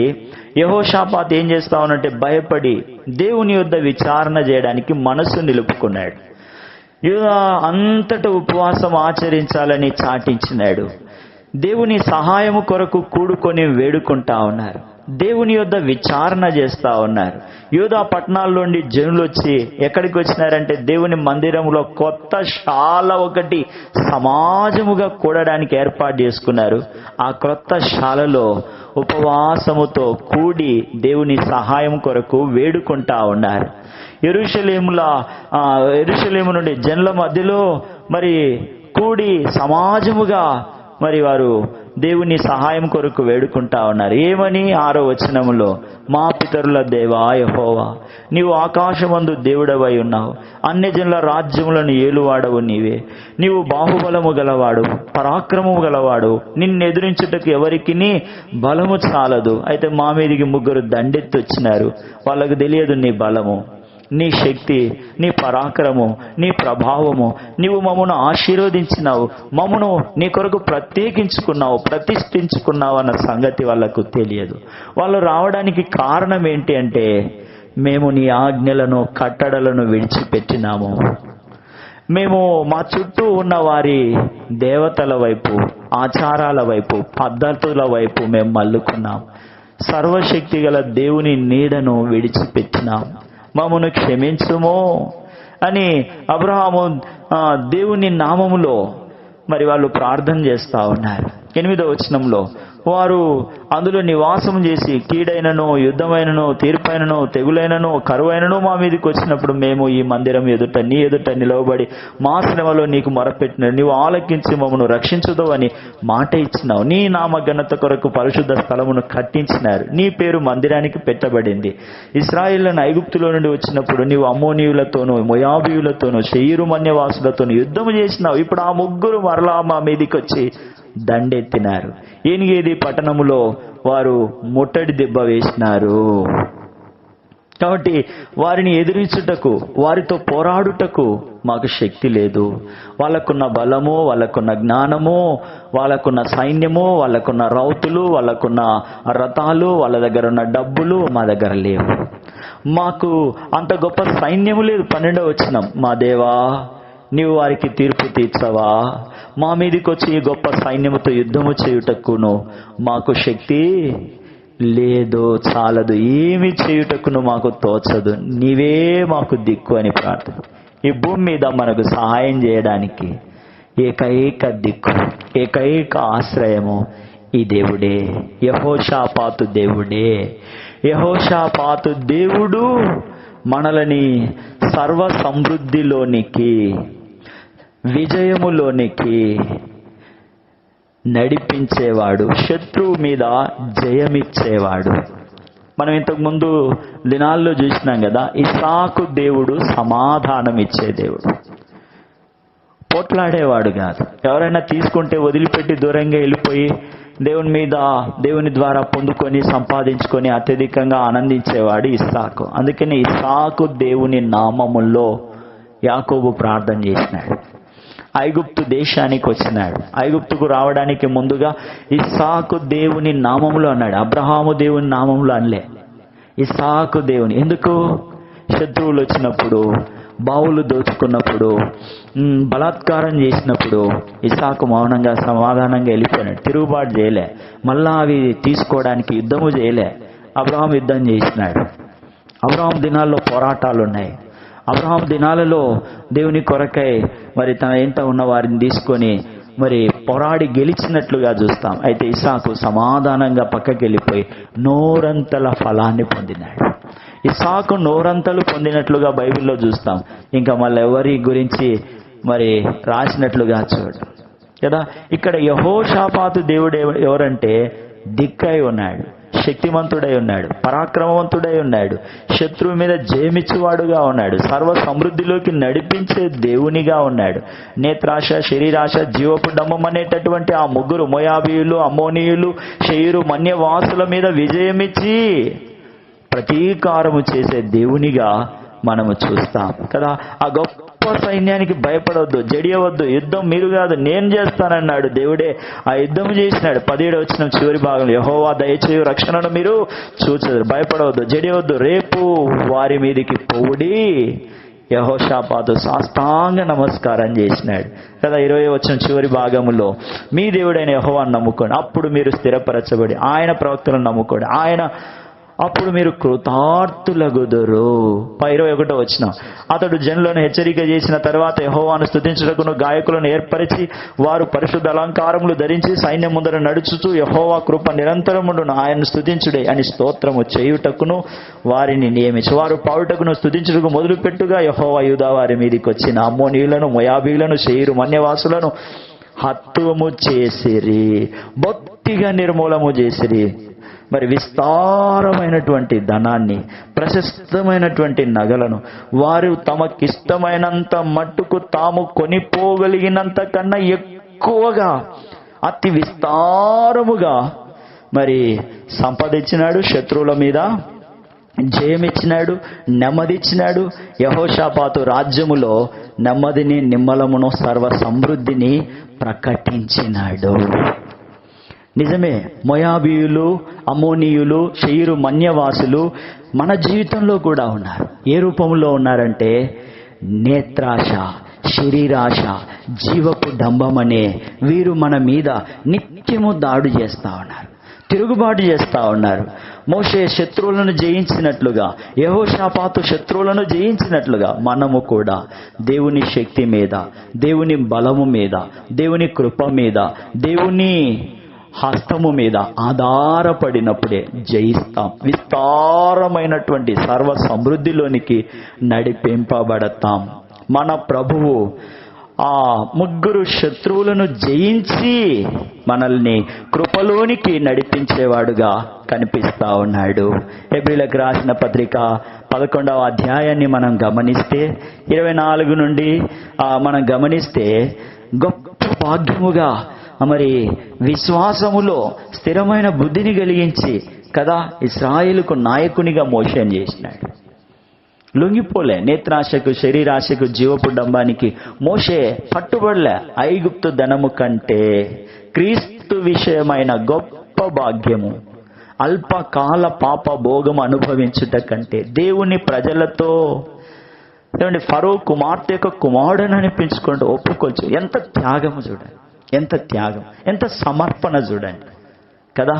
నేటి దినాల్లో మనలో లేకపోవడం వల్ల విచ్ఛిన్నం, అది నన్ను ఐక్యత వచ్చింది. అదే 133వ కీర్తనలో ఆరోను గడ్డం మీదుగా అది వస్తూ ఉంటే ఆ పరిమళము, ఆ సౌందర్యము, ఆ ఐక్యత కదా, శాశ్వత జీవము, ఆశీర్వాదము ఉండాలని దేవుడు కోరుకున్నాడట కదా. అలాంటిది మనలో లేదు. ఎందుకంటే మనము మోషేలాగా విశ్వాసమును బట్టి విశ్వాసము లేని వారముగా ఉంటాం. విశ్వాసమును బట్టి ఐగుప్తు ధనాన్ని మనం పక్కన పెట్టలేకపోతా ఉన్నాం. నేత్రాశను, శరీరాశను, జీవపుడ్డమం అనే శత్రువులను పక్కన పెట్టలేకపోతా ఉన్నాం కదా. ఐగుప్తు ధనం కంటే క్రీస్తు విషయమైన నింద గొప్ప భాగ్యమని ఎంచుకోలేకపోతా ఉన్నాం. అల్పకాల పాప భోగముల కంటే దేవుని ప్రజలతో శ్రమ అనుభవించడం మేలని తలంచలేకపోతాం. ఫరో కుమార్తెకు కుమారుడిని అనిపించుకున్నటకు ఇష్టపడుతున్నాం, కానీ యేసు క్రీస్తు ప్రభు యొక్క నామములో సాగిపోవడానికి మనకెంత మాత్రం కూడా ఇష్టం లేకుండా పోతా ఉంది. లూకాసు వార్త 4వ అధ్యాయము. ఇక్కడ మనం గమనిస్తే మనము ప్రార్థించుట ద్వారా విజయము పొందుతామని కదా. శోధిస్తా ఉన్నాడు కదా. రాజ్యం ఇస్తాను, సంపద ఇస్తాను, మరి మహిమని ఇస్తాను అని శోధిస్తా ఉన్నాడు. రొట్టె కోసము, మహిమ కోసము, అధికారం కోసము, రాజ్యం కోసము యేసుక్రీస్తు ప్రభు ఈ లోకానికి రాలే. ఆయన వచ్చింది మన సమస్త పాపముల నుండి విడిపించడానికి, దేవుని సొత్తైన మనలని దేవుని రాజ్యములోనికి తీసుకొని వెళ్ళడానికి, దేవుని స్వరూపమైన మనలని దేవుని ఇంటిలో అలంకారముగా ఉండడానికి, దేవుని నగరునకై చెక్కిన మూల అలంకారములుగా శోభాతిశయమైనటువంటి వారముగా దేవుని ఇంట్లో ఉండాలని ఆయన తన కుమారుడైన యేసుక్రీస్తు ప్రభువును పంపించినాడు. ఈ సంగతి అపవాదికి తెలుసో మరి తెలియదో తెలియదు, కానీ శోధిస్తా ఉన్నాడు. అధికారం ఇస్తా, రాజ్యం ఇస్తా, డబ్బులు ఇస్తా, అవి ఇస్తా, భూలోకము రాజ్యాలన్నీ ఒక్క నిమిషంలో నీ చేతిలో పెడతా అన్నప్పుడు యేసు ప్రభు అన్నాడు, నీ దేవుడైన ప్రభువునకు మొక్కి ఆయనను మాత్రమే నీవు సేవించు అని చెప్పినాడు. ప్రార్థన ద్వారా విజయము, శత్రువు మీద విజయము. ఏంగేది 3వ అనుభవం ఏంటి అంటే శత్రువు మీద విజయము. శత్రువు మీద విజయం ఎప్పుడు? తగ్గించుకున్నప్పుడు, బలిష్టమైన దేవుని హస్తాల క్రింద మనము చేరినప్పుడు, దాగినప్పుడు శత్రువు పైన మనకు విజయము కదా. గొర్రెపిల్ల రక్తములో దాగినప్పుడు, గొర్రెపిల్ల రక్తములో విశ్వాసం ఉంచినప్పుడు, గొర్రెపిల్లతో మనము స్నేహము చేసినప్పుడు. మూర్ఖులు ఉన్నారు, బుద్ధిహీనులు ఉన్నారు. నేను కూడా యూట్యూబ్లో వింటా ఉంటా, కొంతమంది వీడియోలు పంపిస్తారు. వానికి నెత్తి మీద బొచ్చే ఉండదు, ఏమనుకోవద్దండి. మరి ఆ మాటలు విన్నప్పుడు ఇంకా ఎక్కడ లేని బ్లడ్ ప్రెషర్ స్టార్ట్ అవుతుంది. నా ప్రభువును ఇంతగా మాట్లాడేటోడా వీడు అని క్షమించాలా, అట్లాంటి తీవ్రత ఏర్పడుతుంది. సహించలేను, తట్టుకోలేక అనిపిస్తుంది. కనిపిస్తే కొట్టేస్తే ఒక్క దెబ్బకు పోతుంది అనిపిస్తుంది. గొల్యాతును కూల్చడానికి దావీదుకు తోడై ఉన్న దేవుడు నీకు నాకెందుకు తోడై ఉండడు? ఆడు మాట్లాడుతున్నాడంటే కారణం మనం అవకాశం ఇచ్చినాం, మనం మాట్లాడుకో అని చెప్తాం. అది తిరిగి మనం కామెంట్ రాస్తా ఉన్నామా? లేదే. కొంతమంది అపోజ్ చేసినారు, రా నీకు జవాబు చెప్తామని. ఇంకా నో ఆన్సర్, నో రిప్లై, ఇంకా కనపడలే, ఇంకా వేరే డైవర్ట్ అయిపోయినాడు. కాబట్టి ఏ దాని గురించి అయినా మన నాథుని గురించి, మన రక్షకుని గురించి, మన కొరకు మరణించి మరణాన్ని జయించి మనల్ని జీవంలోనికి తీసుకుపోయే మన ప్రభువుని గురించి అంతా ఏకంగా మాట్లాడితే ఎట్లా సహిస్తాం చెప్పండి? ఎట్లా భరిస్తాం చెప్పండి? ఎట్లా? యెహోషాపాతు భరించలేకపోయినాడు, దావీదు సహించలేకపోయినాడు, దేవుని మీద ఆధారపడ్డాడు. దేవుడు బలపరిచినప్పుడు వాళ్ళ మీద జయం వచ్చింది, వారి మీద జయం వచ్చింది. కాబట్టి మనం దేవుని మీద ఆధారపడితే కదా దేవుడు ఏం చేస్తాడంటే మనము సమకూర్చబడినట్లు ఆయన కుమారునిలోనికి మనల్ని తీసుకొని వస్తాడు కదా. ఏన్గేదిలో 3 విషయాలు మనం చూసినాం. మొదటిది ఏంటిది? ఏన్గేది అనేటటువంటిది ఏం జ్ఞాపకం చేస్తా ఉంది? మొదటిగా అంటే ఏం జ్ఞాపకం చేసింది? ఆయన అపకారానికి ఉపకారం, పరిశుద్ధత జ్ఞాపకం చేస్తా ఉంది. రెండవదిగా ఏం జ్ఞాపకం చేస్తుంది అంటే ఏం జ్ఞాపకం చేస్తా ఉంది? రెండవది ఏన్గేది శత్రువుల మీద విజయము. మూడవదిగా పరిశుద్ధత, సేవ, ఆత్మల సంపాదన జ్ఞాపకం చేయడం మనం చూస్తా ఉన్నాం. నాలుగవదిగా మనం చూస్తాం ఏన్గేది ఆరాధనను. పరమగీతాలు 1వ అధ్యాయము 14వ వచనంలో ఏన్గేది ఆరాధనను తెలియజేస్తా ఉంది. ఇది ఆరాధన అనుభవం. కర్పూరపు పోగుతులతో ప్రభు సమానుడు తోమా కూడా అన్నాడు. అవిశ్వాసంలో అవిధేయతలో ఉన్నప్పుడు ఏందో అన్నాడు, కానీ యేసుప్రభు వచ్చి పక్కన నిలబడినప్పుడు విశ్వాసం వచ్చింది, విధేయత కలిగింది, పశ్చాత్తాపంతో అంటా ఉన్నాడు, నా ప్రభువా నా దేవా. కర్పూరపు పోగుతులతో ప్రభు సమానుడు. ప్రభు అయిన యేసు రక్తంలో దాగి ఉండి ఆత్మతో సత్యముతో ఆరాధనలో మన జీవితాన్ని కొనసాగించాలని ఎన్గేది జ్ఞాపకం చేస్తాం. మన జీవితం ఆరాధనగా ఉండాలని. కర్పూరపు పువ్వులు. రెండవదిగా చేదుకు కూడా సాదృశ్యమే. చేదు శ్రమలకు సాదృశ్యం. ఆ శ్రమలను మన ప్రభు తాగినాడు కదా, మోసినాడు కదా, మొత్తబడినాడు కదా, మరి వాటన్నిటి నుండి మనల్ని విడిపించినాడు కదా, విశ్వాసంలోనికి తెచ్చినాడు కదా కదా. ఎట్టి పరిస్థితుల్లోనైనా యెహోషాపాతు చూడండి, కష్టములో, ఉపద్రవములో, శత్రువు చేత మాకు శక్తి లేదు, అంత సైన్యం లేదు, చేత కాదు, మాకు నీవే దిక్కని ఆధారపడినాడు. దేవుని స్తుతించినాడు, ఆరాధించినాడు, గొప్ప విజయం ఇచ్చినాడు కదా దేవుడు. కనుక ఏన్గేది మనకి ఏం జ్ఞాపకం చేస్తుందంటే ఆరాధన, అపకారానికి ఉపకారము, దేవుని యొక్క పరిశుద్ధతను, శత్రువు మీద విజయమును, సర్వ సమృద్ధిని జ్ఞాపకం చేస్తా ఉంది. సంఘం అనే సోలమ్మిటి సర్వశక్తుడైన దేవుణ్ణి ఈ విధంగా తలంచుతా ఉంది.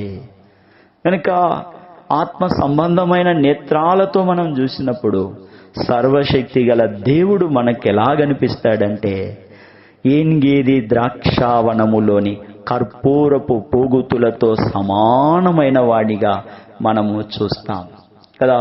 పాత నిబంధన గ్రంథంలో ఇశ్రాయేలీయులు దేవుని ద్రాక్ష తోటగా మనము చూస్తాం. దేవుడే అన్నాడు, ఇశ్రాయేలీయులు, యూదా మనుషులు మరి నాకు ద్రాక్ష వనము అన్నాడు, నా వనము అన్నాడు.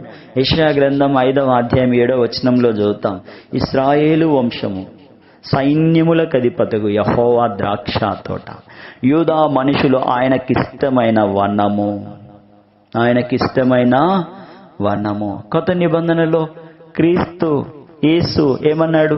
నేను నిజమైన ద్రాక్షావళి, నా యందు విశ్వాసమించిన మీరు తీగలు, మీరు నా తీగలు. ద్రాక్ష తోట వేసి దాని ఫలము తినని వాడేవాడు చెప్పు కదా. పౌలు చెప్పినాడు కదా, కొరింథీ సంఘానికి రాసినాడు 9వ అధ్యాయం 7వ వచనంలో, ద్రాక్ష తోట వేసి దాని ఫలమును ఆశించని వాడేవాడు, తినని వాడేవాడు. తోటను వేస్తే ఫలాన్ని ఆశించు. తోట ఎవడో వేసినాడు, ఆ తోట పండ్లు నువ్వు తింటా ఉన్నావు. ఏం న్యాయం చెప్పు? అందరి తినాలా వద్దా ఆ పళ్ళు? నీ ఒక్కని సొత్తేనా అవి? కాదు కదా. కొంచెం గ్రహించు, కొంచెం నువ్వు చేసుకుంటే దేవుడు నిన్ను మిక్కిలి హెచ్చైన వాటిలోకి తీసుకెళ్తాడు.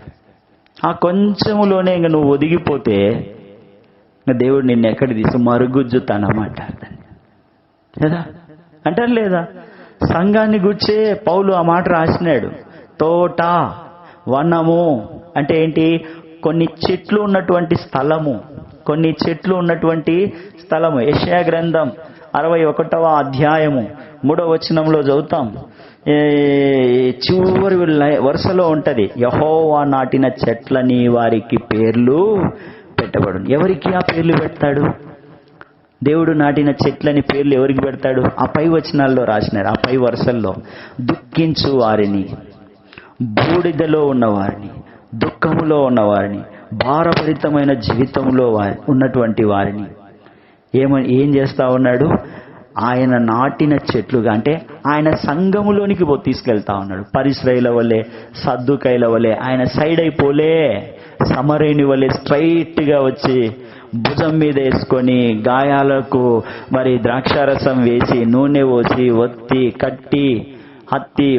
కట్టి గాయాలను భుజం మీద వేసుకొని గాడిద మీద ఎక్కించుకొని దేవుని ఇంట్లోకి తీసుకుని వెళ్ళే మంచి కాపరి ఆయన కదా. మత్తయి సువార్తలో రాయబడి ఉంది 15వ అధ్యాయంలో, పరలోకమందున్న నా తండ్రి నాటని ప్రతి మొక్క, ప్రతి చెట్టు ఏమైతుందంటే తొలగించబడుతుంది, పెళ్ళగింపబడుతుంది. అయితే నాటువాడెవరిక్కడ? దేవుడే కదా. పౌలు కొరింథీకి రాసినాడు కదా 3వ అధ్యాయం 6వ వచనం, పౌలు అను నేను నాటి తిని, అపోల్లో నీళ్లు పోసాను. పనులు ఎవరు తిన్నారయ్యా? పనులు ఎవరు తిన్నారు? నాటింది పౌలు, అపోల్లో నీళ్లు పోసినాడు. పనులు ఎవరు తిన్నారు? ఆలోచన చేయండి. ప్రభు దగ్గరికి వెళ్ళండి, జవాబు దొరుకుతుంది కదా. నాటబడిన మొక్కలని కదా, దేవుడు దేవుని సేవకులు కలిసి పని చేయడం వల్ల నాటబడిన మొక్కలు చెట్లుగా మనకు కనిపిస్తా ఉన్నాయి. పేతురు ప్రసంగం ద్వారా 3000 మంది రక్షించబడినారంటే అది ఎవరి పని? దేవుని పని, పేతురిది కాదు కదా. దేవుడు పేతురుకు తోడై ఉండి దేవుడు చేసిన కార్యము, ఆ కార్యములో మరి యేసుక్రీస్తు ప్రభునందు విశ్వాసం ఉంచినారు. వారి హృదయములో మరి దేవుడు ద్వారము తెరిచిన సంగతిని వివరించినారు. పౌలు బర్నబాలు ప్రసంగించినప్పుడు అన్య జనుల మధ్యలో ద్వారము తెరవబడింది కదా. అదే అక్కడ రాసినారు, ఉత్తర వాయువు ఏ తెంచుమో, దక్షిణ వాయువు వేంచేయమో, నా ఉద్యానవనం మీద విసురుడి అని ఆహ్వానిస్తా ఉన్నాడు. ఉత్తర గాలి ఏం చేస్తుంది? వాన పుట్టిస్తుంది. వనానికి వాన ఎంతో అవసరం కదా. వర్షము అంటే ఏంటి? ఇక్కడ ఉపదేశము. నా ఉపదేశము వాన వలె, నా వాక్యము మంచు వలె, లేత గడ్డి మీద పడు చినుకు వలె, పచ్చిక మీద కురియు వర్షము వలె కదా. పచ్చిక మీద వర్షము కురుస్తూ ఉన్నప్పుడు, లేత గడ్డి మీద చినుకులు పడుతూ ఉన్నప్పుడు ఎట్లా అవి పెరుగుతాయి చెప్పండి?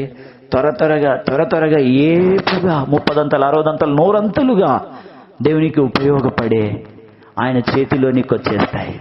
దక్షిణ గాలి విసరడం మనం చూసినప్పుడు, వడగాలి ఇప్పుడు చూడండి ఎంత ఎండలు, వెళ్ళాలంటేనే కదా భయంకరమైన శంపలు వాసిపోతూ ఉంటాయి, వడగాలి కొడతా ఉంటాయి.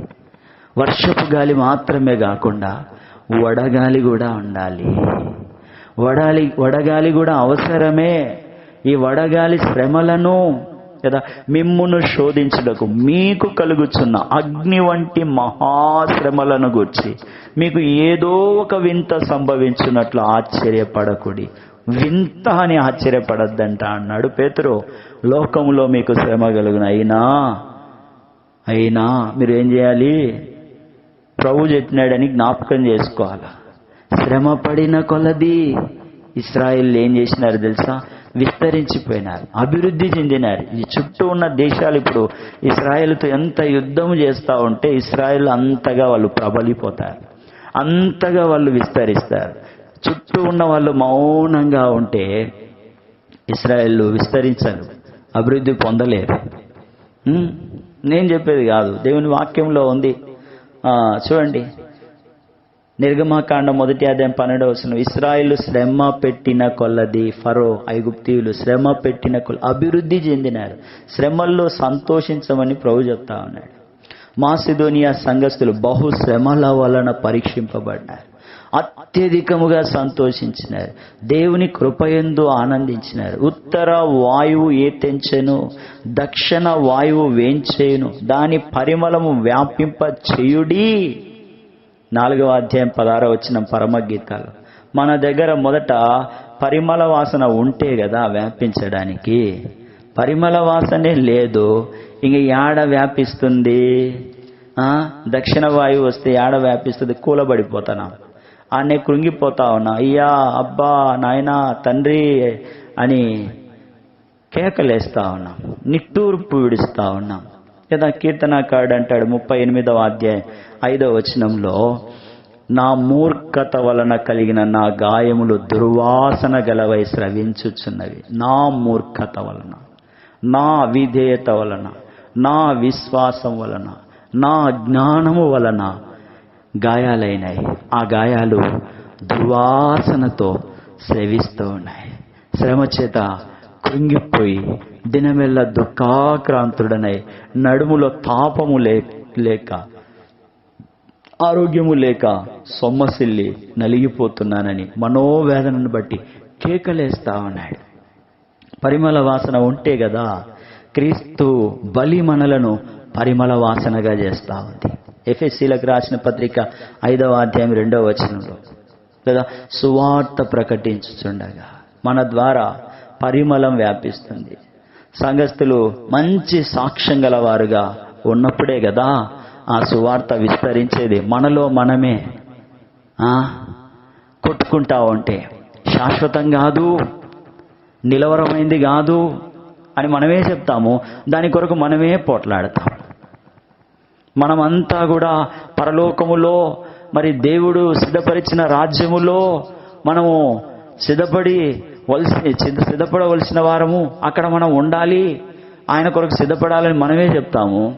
కానీ భూ సంబంధమైన వాటి కొరకు మనమే పరుగులు తీస్తామంటే పరిమళ వాసన నుంచి వస్తుంది? రాదు. దేవుడు నాకు నేర్పించిన ఒక పాఠం ఏంటంటే, వచ్చింది ఇచ్చినాడు, కామ్గా ఉండంతే. ఎవరైనా వచ్చి ఏం బదర్ వచ్చిందా అంటే దేవుణ్ణి స్తుతిద్దామని చెప్పు. ఏం బదర్ రాలేదా అంటే మౌనంగా ఉండంతే. మౌనంగా ఉండు. వాళ్ళకి ఏం అర్థం కాదు, వచ్చిందో రాలేదో ఏం అర్థం కాదు కదా. పంచుకోని అవసరం లేదు. ప్రభు ఇచ్చినాడు, ప్రభుతోనే సంతోషిద్దాం. అది ఫుల్ఫిల్ అయినప్పుడు, పరిపూర్ణమైనప్పుడు ప్రభువే దాన్ని బయటికి తెస్తాడు, దేవుడే దాన్ని బయట ప్రచురిస్తాడు. ఇది నాకు దేవుడు నేర్పించిన పాఠం. కాబట్టి నేను ఇంతకుముందు అట్లే అందరితో చిన్నది పెద్దది గొప్పది ఏమి లేనివి కూడా చెప్పుకొని ఏదో లాస్ట్కి ఏమి లేక దుర్వాసన కదా. పౌలు, శీల, తిమోతి తెసలోనిక పట్టణంలో సువార్త ప్రకటించి మంచి సాక్ష్యం గలవారుగా అనేకులు రక్షించబడి ఓ సంఘము అక్కడ ఏర్పాటు చేయబడ్డానికి వాళ్ళ సాక్ష్యం పనిచేసింది. తిమోతి మంచి పేరు పొందినాడు, ప్రభు సేవలో వాడబడినాడు. పౌలు, శీల, తిమోతి తెసలోనిక పట్టణంలో కదా. మనం కూడా ఏదో ఆశిస్తూ ఉంటాం, ఎవరినెవరినో తెస్తూ ఉంటాం. ముందు మనమే సరిగా ఉండం, మనకే పునాది ఉండదు కదా, మనకే పుట్టగోసి ఉండదు, మనల్ని ఇంకొకరిని తీసుకొస్తూ ఉంటాం. ఏంది ఇదంతా? శరీరానుసారం నేను అని చూపించుకోవడానికి. లాస్ట్కు నువ్వే ఉండవు. అనుభవంతో చెప్తా ఉన్నా, ఇట్లాంటివన్నీ చూసి చెప్తా ఉన్నా. నేను చేయలేదు, నేను చూసినాను కాబట్టి చెప్తా ఉన్నా. ఎందుకు చెప్తా ఉన్నా? అట్లా మీరు చేయొద్దండి అని. అట్లా మనం చేస్తే మనం కూడా నష్టపోతాము, మనం కూడా మోసపోతామని. మన విరోధి అయిన అపవాది గర్జించు సింహం వల్ల ఎదురు చూస్తూ ఉన్నాడు అవకాశం కోసం. దొరికితే చటక్కున దూరిపోవడానికి ఎదురు చూస్తూ ఉన్నాడు. చూడండి, వీళ్ళ సాక్ష్యం వల్ల అక్కడ ఒక సంఘం ఏర్పడిపోయింది. తెసలోనికకు రాసిన పత్రిక 1:2 చూస్తాం కదా. సత్యము, దయ వాళ్ళ హృదయంలో నిలిచి ఉంది, ఫలించింది. వాళ్ళ ఫలము నిలిచిపోయింది. ప్రభు ఎదుట మన ఫలము నిలిచేదిగా ఉండాలని కోరుతా ఉన్నాడు. నా ప్రియుడు కదా, అదే చెప్తా ఉంది. సంఘం నా ప్రియుడు, 4వ అధ్యాయం 16వ వచనంలో నా ప్రియుడు ఉద్యానవనం మీద నా ప్రియుడు ఏమంట తన ఉద్యానవనంలోనికి వేంచేయునుగాక. సంఘం ఏర్పడితే ఆ ఉద్యానవనమైన సంఘంలోనికి ఆయన వస్తాడు, ఆరాధనలు పొందుతాడు కదా. 2వ రాకడలో ఆ సంఘాన్ని ఆయన ఎత్తుకొని పోతాడు, తనకిష్టమైన ఫలాలు ఆయన భుజిస్తాడు. నీతి అనే ఫలము కదా, ఆయన నిష్కపటులముగా నిర్దోషులముగా ఉండాలని మనము దేవుని కృప కొరకు వేడుకోవాలా. పౌలు అట్లా చేసినాడు. ఆత్మ ఫలాలు, వెలుగు ఫలాలు, సేవా ఫలాలు మీరు కలిగి ఉండాలి. ఫలాలు లేని చెట్టు వలె ఉండొద్దు. శిబ్బించబడ్డాయి, అది ఎండిపోయింది, అది పారవేయబడతా ఉంది, అది కాల్చివేయబడతా ఉంది. అట్లా మీరు ఉండొద్దు. మంచి సాక్ష్యం చెప్తా ఉన్నాం. మనమే దానికోసం పరుగు తీస్తా ఉన్నాం. అది పనికిరాదన్నాం, అది విలువలేదన్నాం. దాని కొరకే మనం పరిగెత్తితే మనకేం విలువ ఉంటుంది? మనకేం సాక్ష్యం ఉంటుంది? చెప్పండి. ఉండదు. నేను ప్రార్థన చేస్తానని చెప్తే మోసం చేసినట్లే, అబద్ధం చెప్పినట్లే లెక్క అడుగుతాడు దేవుడు. నిజంగా మనం ప్రార్థన చేస్తే దేవుడు దాన్ని పట్టుకొని తీసుకొని వస్తాడు. ఎక్కడున్నా, అది ఏ స్థితిలో ఉన్నా తీసుకొని వస్తాడు. అంతే. ఇంకా ఆటంకం, అభ్యంతరం ఏం లేకుండా మనం చేసుకోవాలా. మన చుట్టూ అన్ని బండలు, కొండలు, గుండ్రాలు పెట్టుకొని వాళ్ళ మీద దాడి చేయడానికి రెడీగా అన్ని వెపన్లు పెట్టుకొని వాళ్ళని తీసుకురా అంటే దేవుడు తీసుకురాడు. మన చుట్టూ ఉన్నటువంటి భౌతిక సంబంధమైనవి, శరీర సంబంధమైనవి, దేవునికి ఇష్టము కానివి, దుర్వాసన కలిగించే, కీర్తనకారుడు అన్నాడు కదా, దుర్వాసన సొంత తలంపుతో వెళ్ళడం వల్ల గాయాలైన అవి దుర్వాసనతోనే, పరిమళ వాసన లేదు. ప్రభు రాడు, సంఘాన్ని తీసుకొని పోడు. నేను చెప్పలేదమ్మా ఈ మాటలు, ఇవన్నీ ఆడు రాసినాడు, ప్రభువే రాసినాడు. తెస్సలోనికకు రాసిన మొదటి పత్రిక 4వ అధ్యాయం 16, 17 వచనాల్లో మీరు చూస్తే తనకిష్టమైన ఫలాలను ఆయన భుజించడానికి వస్తాడు. ఆయనకిష్టమైన సంఘాన్ని మరి తనతో కూడా తీసుకొని వెళ్ళడానికి ఆయన ప్రధాన దూత శబ్దముతో మరి మధ్యాకాశంలోనికి రాబోతా ఉన్నాడు. మరి మనం దేవుని చేతిలో ఉండాలి కదా, సజీవులమై నిలిచి ఉండాలి కదా, సదాకాలం ప్రభుతో ఉండాలనే ఇష్టం ఉండాలి కదా. ఉండాలా వద్దా? కోరుకోవాలి కదా. అదే సంఘముతో పరమగీతంలో మనం చూస్తా ఉన్నాం. నా ప్రియుడు తన ఉద్యానవనమునకు వేంచేను. వేంచేసినప్పుడు ఏం కనపడాలి? ఫలాలు కనిపించాలి, నీతి ఫలాలు కనిపించాలి, ఆత్మ ఫలాలు కనిపించాలి, సేవా ఫలాలు కనిపించాలి, వెలుగు ఫలాలు కనిపించాలి. వాటిని ఆయన ఆరగించి సంతోషిస్తాడు. తనతో ఆయన నాటిన చెట్లను అంటే సంఘాన్ని తీసుకొని పోతాడు. ఫలాలు లేకపోతే శపిస్తాడు, అక్కడే విడిచిపెట్టిపోతాడు. అగ్నిలో వేయబడతాయి, కాల్చబడతాయి. కాబట్టి అగ్నిలోకి వెళ్ళుట కంటే దేవుని ఇంటిలో ఒక మూల నుండుట శ్రేయస్కరం. అట్టి జీవితంలోనికి రావాలనే దేవుడు మనల్ని ప్రేమతో ఆహ్వానిస్తూ ఉన్నాడు. దేవుని సన్నిధిలో మనము జీవించాలని, దేవుని ఉద్యానవనముగా, దేవుని జలాశయముగా, దేవునికి ఇష్టమైన పరిమళ వాసనగా, దేవునికి ఇష్టమైన ప్రతిష్టాభిషేక తైలముగా మనము తయారు చేయబడ్డానికి దేవుడు కోరుకుంటా ఉన్నాడు. అట్టి జీవితాన్ని జీవింపజేసే యేసుక్రీస్తు ప్రభు నామములో మనము దేవుని రక్తము చేత కడగబడి సమకూర్చబడినట్లు యేసుక్రీస్తు ప్రభును హృదయములోనికి మనం ఆహ్వానించుదముగాక. ప్రార్థన.